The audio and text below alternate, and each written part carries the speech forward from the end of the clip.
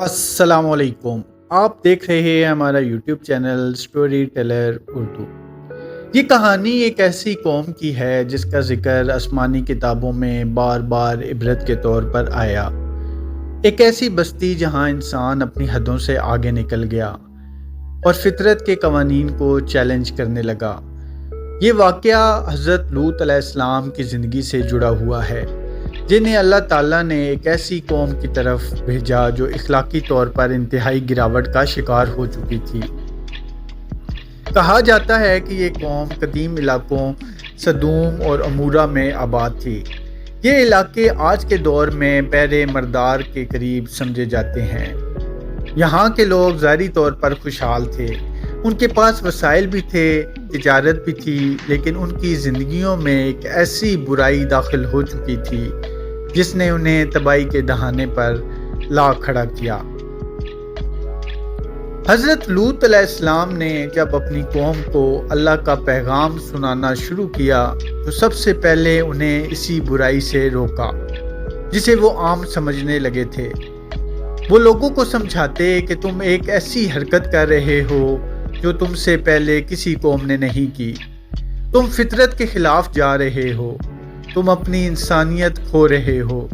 لیکن قوم نے ان کی بات سننے کی بجائے ان کا مذاق اڑانا شروع کر دیا۔ وہ کہتے، اگر تم سچے ہو تو ہم پر عذاب لے آؤ۔ یہ صرف ایک برائی تک محدود نہیں تھا، بلکہ ان کی معاشرت میں ظلم، ناانصافی، رازنی اور مہمانوں کے ساتھ بدسلوکی بھی عام ہو چکی تھی۔ کوئی مسافر ان کے شہر میں داخل ہوتا تو وہ اسے عزت دینے کی بجائے اس کے ساتھ بدترین سلوک کرتے۔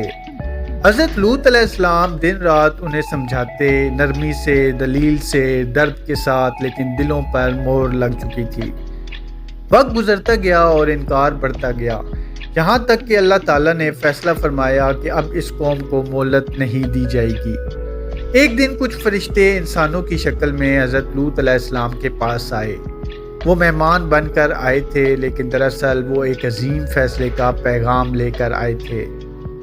حضرت لوط علیہ السلام نے انہیں پہچانا نہیں، مگر ان کی خوبصورتی دیکھ کر وہ پریشان ہو گئے، کیونکہ انہیں اپنی قوم کی عادتوں کا علم تھا۔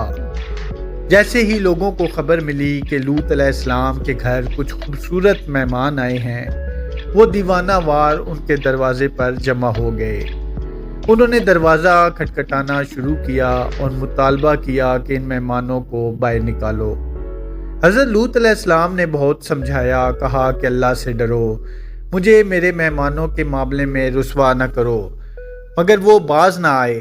یہ وہ لمحہ تھا جب فرشتوں نے اپنی حقیقت ظاہر کی اور حضرت لوط علیہ السلام کو بتایا کہ آپ پریشان نہ ہوں، یہ لوگ آپ تک نہیں پہنچ سکتے۔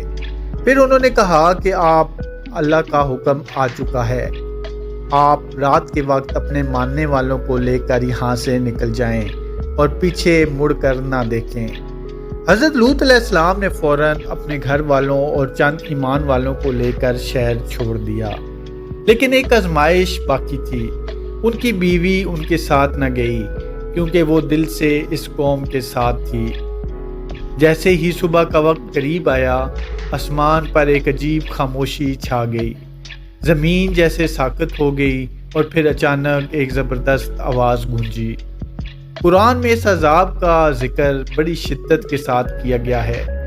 زمین کو الٹ دیا گیا اور اوپر سے پتھروں کی بارش برسنے لگی۔ یہ صرف ایک عذاب نہیں تھا، بلکہ ایک نشان تھا آنے والے نسلوں کے لیے۔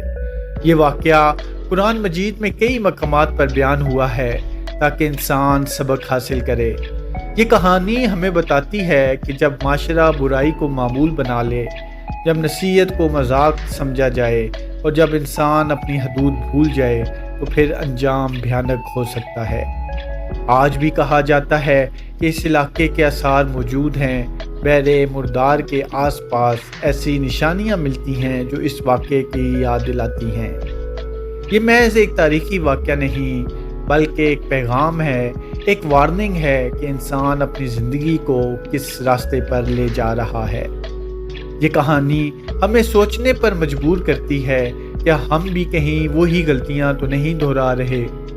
کیا ہم نصیحت سننے کی بجائے اسے نظر انداز تو نہیں کر رہے؟ اور سب سے اہم بات، کیا ہم اپنے اعمال کا انجام سوچتے ہیں؟ یہی وہ سوالات ہیں جو اس واقعے کو صرف ایک کہانی نہیں بلکہ ایک زندہ حقیقت بنا دیتے ہیں۔ ایک ایسی حقیقت جو ہر دور کے انسان کے لیے ہے، ہر اس دل کے لیے ہے جو سچ کو سننا چاہتا ہے۔ ویڈیو پسند آئی ہے تو ہمارے چینل کو ابھی سبسکرائب کریں۔ اللہ پاک آپ کا حامی ناصر